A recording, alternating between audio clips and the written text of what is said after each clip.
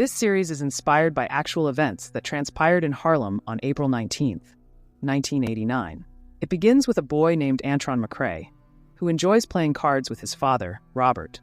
Meanwhile, Kevin Richardson, a teenager with a passion for music, starts his summer vacation. His older sister, Angie, encourages him to use his time wisely. Corey Wise often skips school to spend time with his girlfriend. Lisa, and Raymond Santana is an ordinary guy who enjoys hanging out with friends in the evenings. One evening, many teenagers, seeking to escape boredom at home, go out. Corey leaves Lisa at a diner to join his friends, which upsets her. The group plans to play basketball. Kevin's mother, who is ill, is carefully covered with a blanket by Kevin before he joins his friends. Outside, as darkness falls, the streets are lively with activity. The teenagers make noise and disturb passers-by, and soon a fight breaks out, a common occurrence in the neighborhood. When police sirens are heard, the teenagers scatter. Some are caught, while others manage to escape. That same night, a white woman is found injured in a nearby forest, clearly attacked. She survives, and the police, along with a forensic team, begin their investigation, led by Linda Fairstein. Someone had attacked the woman, left her in the forest, and committed unacceptable acts. Kevin's mother arrives at the police station for her 14-year-old son, who is in 8th grade, and Mr. Santana comes with his mother, but the police refuse to release Ray immediately. The detained boys are questioned, and one of them insists he did nothing wrong in the park. Linda Fairstein is determined to get a lead on the woman's case, suspecting one of the boys might have seen something. Antron McCray's parents know their son was in the park that night, and that many of his friends were detained for hooliganism. Antron had managed to escape and told his father about the commotion in the park. His father is disappointed, feeling he didn't raise his son to behave that way.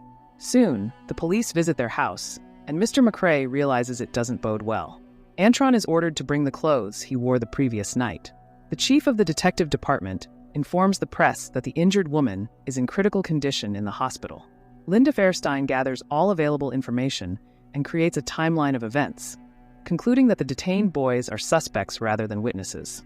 At Linda's request, Nancy Ryan from the Major Crimes Unit of the prosecutor's office arrives. District Attorney Robert Morgenthau listens to Linda's report, in which she claims the boys attacked cyclists and joggers and were directly involved in the park incident. Robert assigns Nancy and Linda to investigate further. Linda presents her version of events to her colleagues, labeling the crime as heinous and calling the boys animals, convinced they should face the harshest punishment. Nancy, however, sees no connection between the boys and the park incident, and while wishing Linda luck, she leaves. Linda, determined to see the case through, believes any black man seen in the park that night could be a potential suspect. The entire department gets involved, stopping and questioning every black man on the street. When Corey and his friend Yusef Salam saw the officers, they immediately wanted to leave. However, a detective noticed them and, upon checking their identification, found Yusef suspicious and detained him. Corey went to the station to support his friend. Their parents grew increasingly worried when the boys didn't come home. Linda instructed the detectives to interrogate the detainees, treating them as dangerous criminals rather than teenagers. Kevin was the first to be questioned. Detective Hartigan and his colleagues asked about his companions in the park the previous night. Kevin, unable to recall all the names, grew increasingly nervous, especially worrying about his sick mother. Antron was interrogated in the presence of his parents, having to admit he was with the group attacking passers-by. Yusef insisted he didn't attack anyone and regretted going out that night. Raymond, who looked older than his 7th grade age, was confused about the park incident. When Kevin and the others were accused of attacking the woman, they were shocked, as were their parents. To mislead the teenagers, detectives told each one that the others had already confessed. They pressured the detainees, not allowing them to defend themselves. The detectives then shifted tactics, persuading the boys to confess and implicate others to reduce their punishment. Detective Hartigan forced Raymond to say that Kevin did it, which Kevin vehemently denied. This strategy led the boys to turn on each other, trying to save themselves. Hearing the accusations, the parents were horrified. Antron's mother had a hysterical fit and was taken out of the room. Mr. McCray, trying to stay calm, spoke privately with Detective Hilde explaining that his son was a quiet boy who never hurt anyone. Bobby McCray, who had a past in prison but now had a stable job and was a model citizen, was strongly advised by the detective to speak frankly with his son. Left alone, Bobby urged Antron to say what the police wanted to hear, even if it was a lie, as it might be the only way out. Antron insisted on his innocence, but Bobby, losing his composure, said the police would get what they wanted by any means, so Antron needed to cooperate. Their conversation was interrupted by detectives. The victim, a white woman named Patricia May, had been jogging that evening. Her boyfriend mentioned she was an experienced runner, capable of running a mile in 8 minutes. She was grabbed on a deserted road near the park, but there was a 45-minute discrepancy. Michael Sheen suggested adjusting the crime time, though it still didn't match. To fit their version, detectives decided to alter the event sequence in the case files. Mr. Santana, who was bewildered by the situation, was brought into the interrogation room, unable to believe the accusations against his son. Raymond urged his father to calm down, claiming he had made a deal with the investigators. Raymond said that Kevin was the one who attacked Tricia May first. Meanwhile, another detective was pushing Kevin to testify against Raymond and Antron. Under pressure, Kevin agreed to whatever the detective suggested, even though neither Raymond nor Antron was in the park that night. Terrified, Kevin falsely stated that he had tried to stop the attack and help the woman. Angie arrived at the police station for her younger brother, and after reading his statement, she couldn't believe Kevin was involved. Kevin, in tears, kept insisting he did nothing wrong. Angie couldn't understand why he would testify against boys he didn't even know. Kevin pleaded with his sister to sign the document so he could go home. Despite her doubts, the detectives pressured Angie into signing it. With all the testimonies collected, the police were confident the case would soon go to court. Yusef's mother only learned of her son's detention later. She rushed to the police station, where Linda claimed Yusef had refused a lawyer.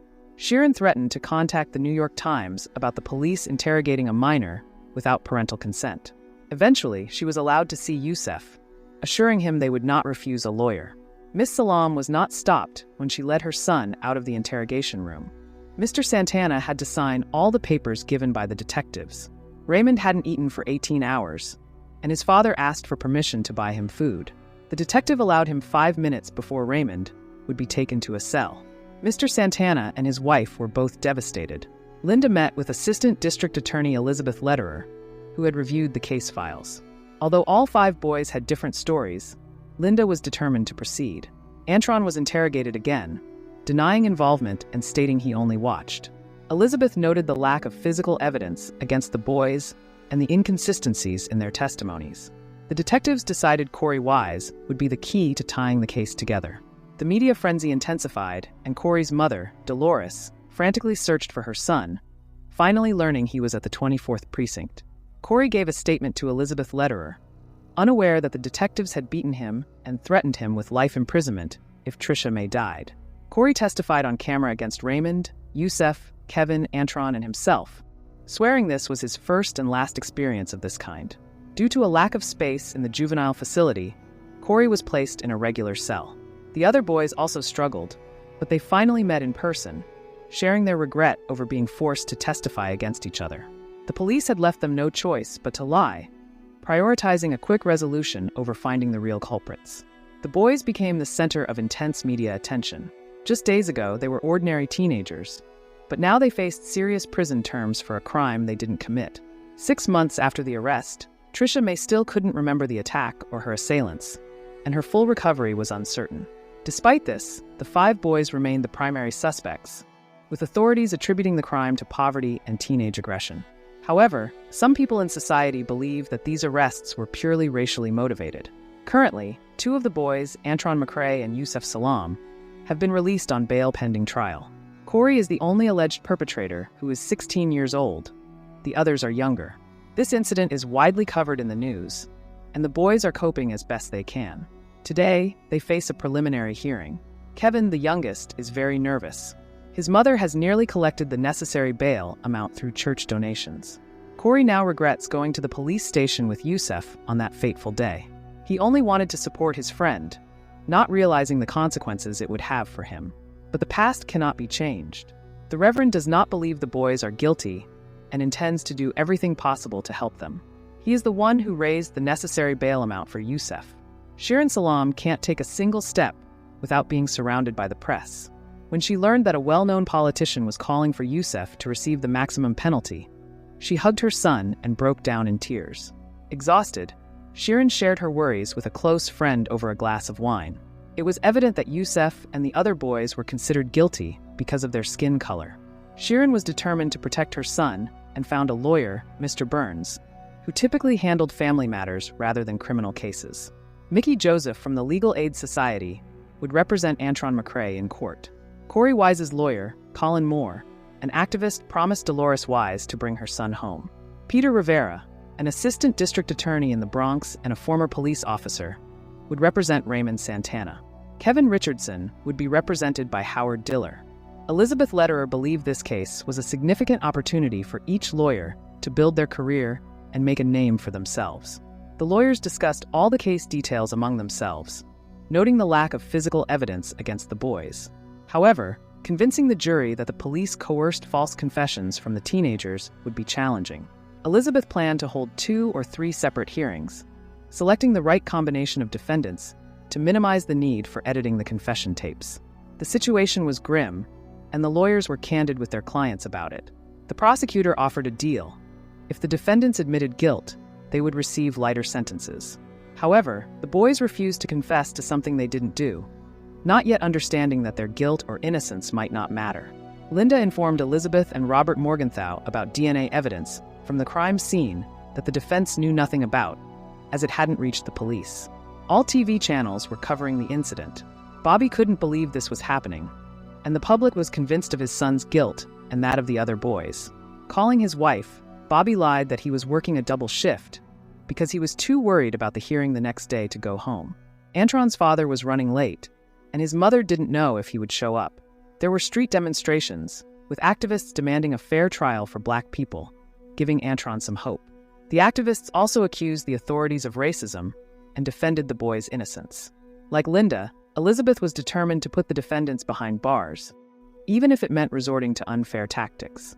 During the hearing, Judge Galligan gave the opening statement to Elizabeth Lederer, who declared that Kevin Richardson, Corey Wise, and Raymond Santana were guilty of the crime against a white woman, with their confessions serving as direct evidence. The lawyers argued that the confessions were coerced, with no witnesses identifying the accused.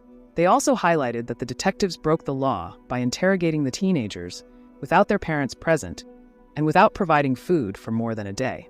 Addressing the jury, Mr. Burns emphasized the racial undertones of the case, pointing out that the police didn't consider other suspects.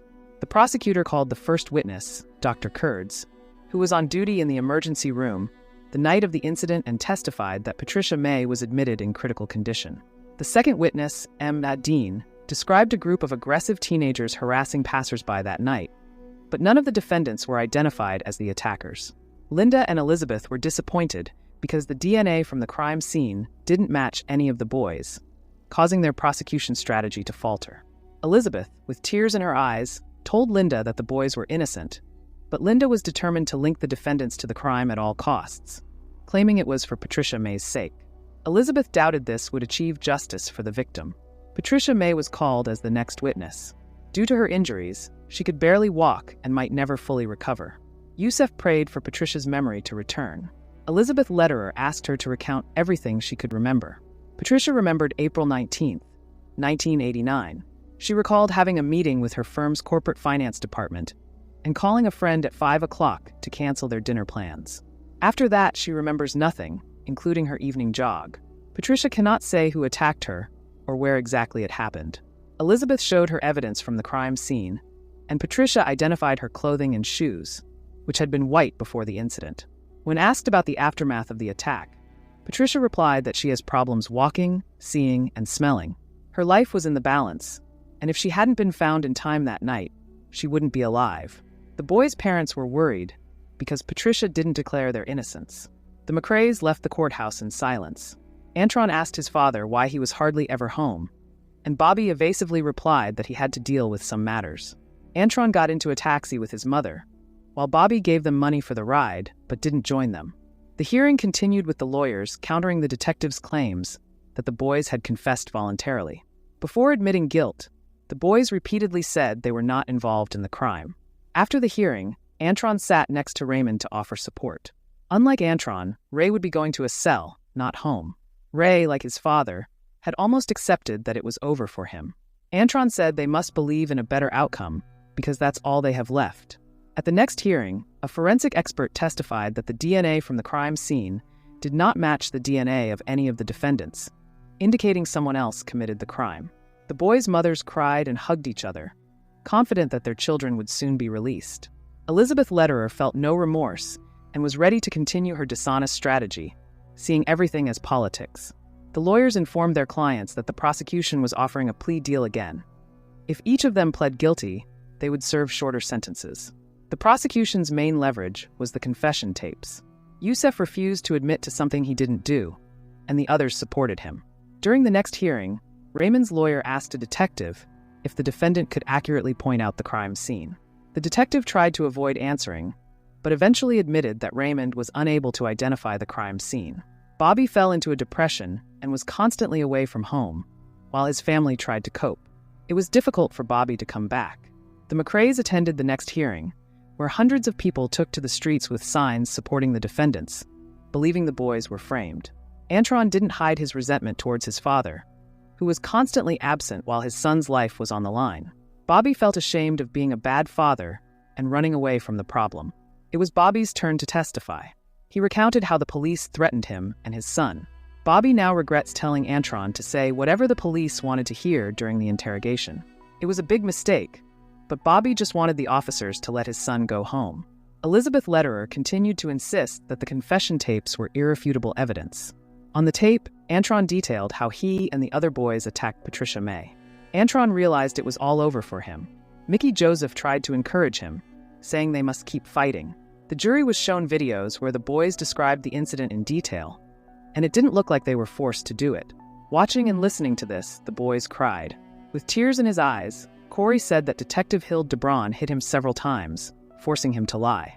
The detectives convinced the boys they would be witnesses in the case and could go home if they played along. Elizabeth was not convinced by Corey's words and argued that he had signed the confession statement. No longer able to contain his emotions, Corey repeated that he was a poor reader. Elizabeth continued to press, asking if it was true that he regularly skipped school. Corey didn't understand what this had to do with the case. In the end, he refused to answer any more questions, realizing that answering them was the reason he was in this situation. Raymond appeared resigned to the injustice he was facing. When Antron cried, Ray and Youssef hugged him. During the hearing, the prosecution and defense continued their confrontation. The lawyers insisted that there was no evidence or witnesses pointing to the defendants, but Elizabeth dismissed all arguments, asserting that all 5 boys were guilty. The day came when the judge was ready to announce the verdict, and each of the boys was found guilty. Upon hearing the verdict, the parents and the boys themselves cried, feeling powerless. In honor of Raymond's grandmother's birthday, the family and friends threw a party, but the mood was somber. She couldn't hold back tears when talking about her grandson, who wasn't with them. She was convinced that Raymond Jr. had been framed. Later, Raymond Sr.'s brother told him that the whole situation had deeply affected their mother, who was no longer the same. Raymond understood that his son's arrest had impacted the entire family, but he felt powerless. Raymond often argued with his new wife. They had a small child and were struggling financially. Every day, Raymond Sr. waited for a call from his son in juvenile detention. Despite the unjust sentence, the boy tried to stay strong. His father regularly sent him money to buy extra food.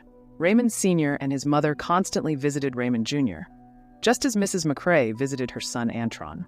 The boy confessed that he was tormented by nightmares and insomnia. The woman desperately wanted to take her son away, but it was impossible. A mother's love kept Antron from losing hope completely. Ray also held on, thanks to his family's support. Many years passed before grown-up Antron was released from prison. All this time, his mother waited for him, and finally, they were reunited. Antron had almost forgotten what it was like to be free. Not much had changed in the house. His father, Bobby, was very old. Seeing his son, Bobby couldn't believe his eyes. Antron didn't want to hug his father, still angry with him. Throughout those years, Bobby had never visited his son in prison. For a long time, the McCray spouses were separated. One day, Bobby called his ex-wife, and from his voice, she immediately understood that he was suffering. Eventually, they started living together again. Now, Bobby's health is rapidly deteriorating with kidney, heart, and respiratory problems. Mrs. McCray is having a hard time. Antron promised to take care of her from now on, but doesn't care about his father. Many years ago, Antron made a mistake when he listened to his father at the police station and did everything the detectives told him to do. Mrs. McCrae still hopes that her husband and son will forgive each other, but Antron has made it clear that this will never happen. Events take us back in time again. Every week, Raymond called his father. Year after year went by like this. Ray has grown up and continues to stay in touch with his father, which helped him not give up. When Raymond finished his sentence and got out of prison, he walked down the street, remembering what it meant to be free. Father and son hugged, both crying as their love had withstood the test. Raymond Sr. introduced his son to his wife, Elena, who wasn't very pleased to see her stepson. The house was full of Elena's relatives, including small children.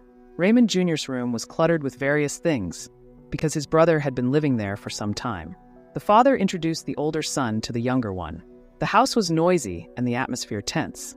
Nevertheless, Raymond Sr. was very happy about his son's return and gave him some essentials.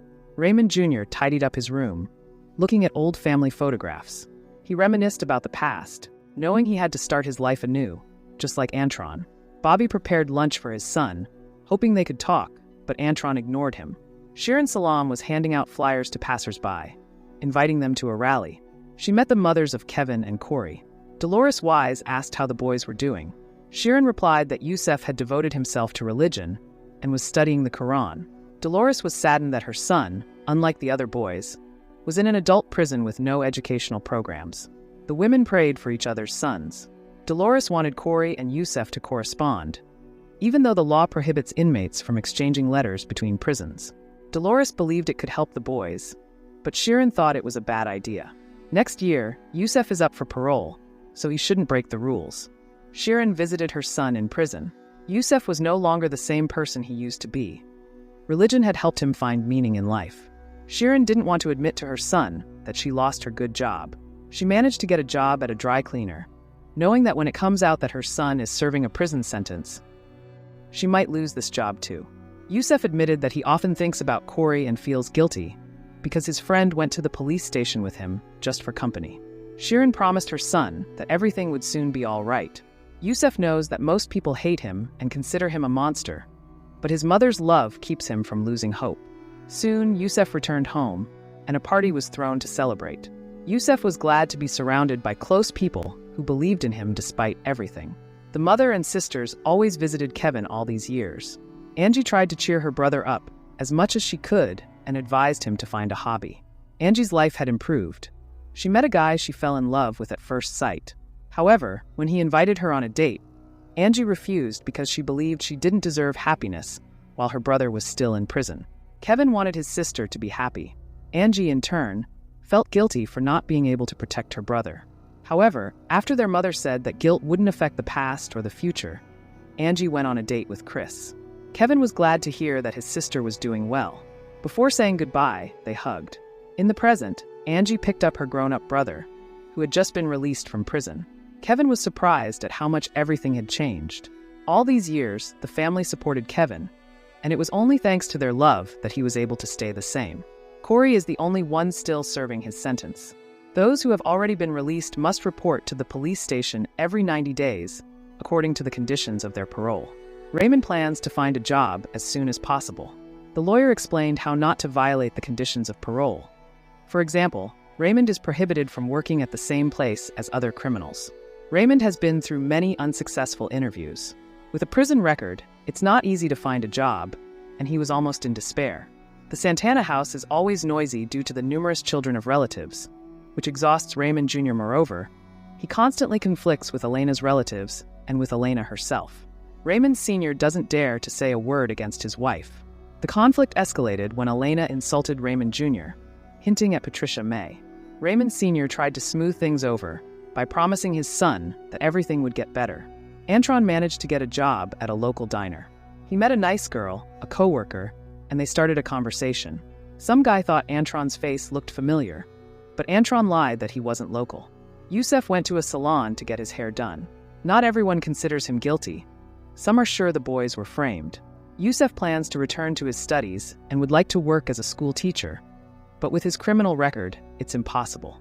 Raymond is trying to return to a normal life. Some of his old acquaintances don't even say hello to him, while others are happy to see him. Ray is glad that there are still those who support him. Raymond admitted to his father's old friend that he met a girl in prison through correspondence who sympathized with him. However, Ray decided to stop communicating with her, believing she deserved better. But now, Raymond has decided to call Tanya. When they met, Tanya told Ray that she was hurt when he stopped communicating with her. Ray was truly sorry. Tanya took his hand. When Elena found out that Ray had brought a girl home, she became furious and started yelling. Tanya hurried to leave, thinking Elena was Ray's wife. He went after her, trying to explain himself. However, Tanya now doesn't know if she wants this relationship. She left. After their shift, Antron and his colleague, whom he is now dating, were walking down the street. Adele didn't like that they don't go anywhere, because Antron is saving all his earnings for education. In the end, the couple quarreled and Adele, insulting Antron, broke up with him. Bobby's health continues to deteriorate. When he almost fell while trying to get out of bed, his son managed to catch him just in time. Antron often remembers how many years ago they played cards in the kitchen. Seeing his father dying, Antron cried. Deep down, he had already forgiven him. Soon, the funeral took place. Raymond and Tanya reconciled, and their relationship is developing rapidly. By the way, Ray got a job, and life is gradually getting better. Soon, Tanya shared excellent news with her beloved. Her sister is moving out soon, so they will be able to rent the house she was renting. Tanya is studying to become a teacher's assistant and is receiving a scholarship. But even that, along with Raymond's salary, may not be enough to cover the rent. Soon, Ray lost his job. This forced him to join a local gang that was dealing in substances. Soon, Yusef and Kevin accidentally crossed paths at a group session that everyone on parole must attend. They were very happy to see each other. Yusef shared that he found a job in a telemarketing company. Kevin still can't get used to the fact that many people look at him with disdain. Now he lives with his mother and sisters.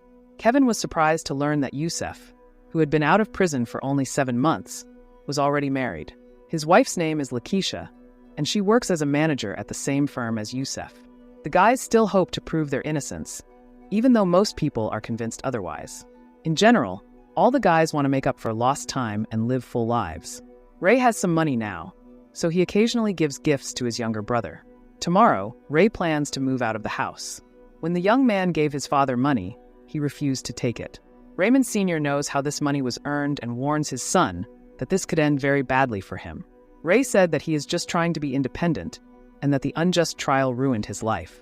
Seeing her stepson taking his things from the house, Elena gloated. Before that night in the park, which divided the boys' lives into before and after, they were just ordinary teenagers. They lost their best years being unjustly accused of something they didn't do. Soon, Ray was arrested again.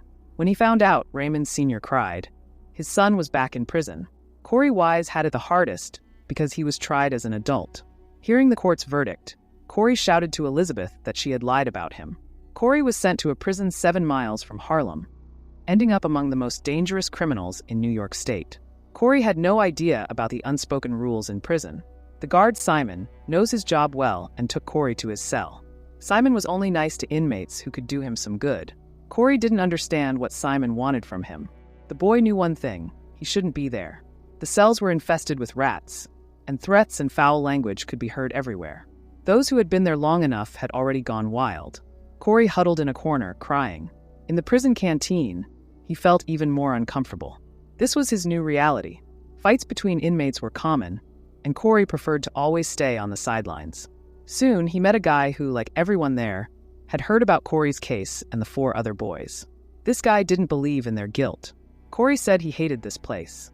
The guy advised him to file a petition for transfer to another prison. Nevertheless, Corey faced a significant wait, possibly a year or 2, for a transfer. He was heading to the library for assistance with his transfer request when 2 large men blocked his path. Corey pleaded with them not to hurt him, which only aggravated them further. Simon, a guard, witnessed this but did not intervene, leading to Corey ending up in the prison's medical unit with multiple bruises. The nurse, who seemed kind, saw Corey's distress. She advised against talking to the warden or guards, warning that the medication might not help next time. Corey felt lost and helpless, unable to stand up for himself.